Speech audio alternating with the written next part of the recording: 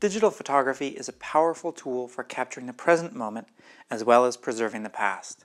In this series, we've already featured several techniques that you can easily adapt for capturing candid moments at family gatherings or for making formal portraits. For example, in the Photographing Children segment, we discussed the need to be patient and wait for the novelty of the camera to wear off in order to capture those candid, unguarded portraits. This holds true for adults as well as children.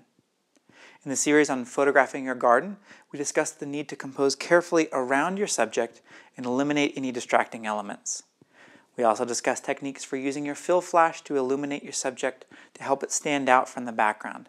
These are all valuable techniques to help you capture photos that tell a deeper story about your family members. But right now, we're going to turn our attention from capturing the present to preserving the past. And most of us have a treasure trove of heirloom photos of our parents, grandparents, and extended family. Many of these photos are suffering the ravages of time.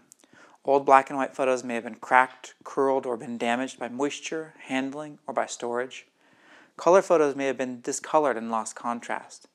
Using your digital camera, you can photograph these antique photos to digitize them, then use your image processing software to color correct and print new copies of the photos to share with family members.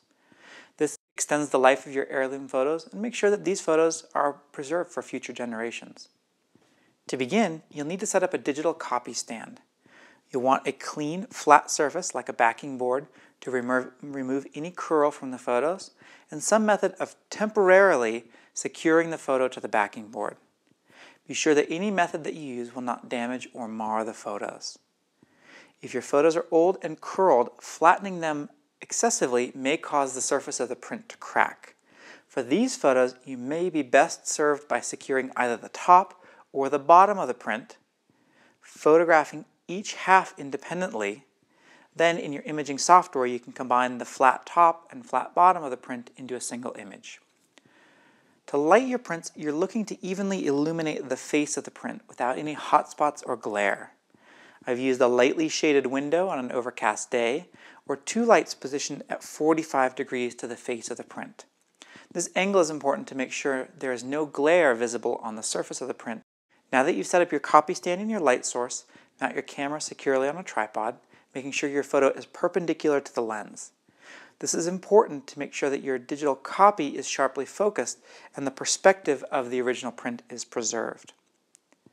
Next, set your aperture, shutter speed, and ISO based on the amount of light used in your copy setup. Then, be sure to set your white balance to match the light source used in your copy stand. Carefully focus your lens on the print and take a picture.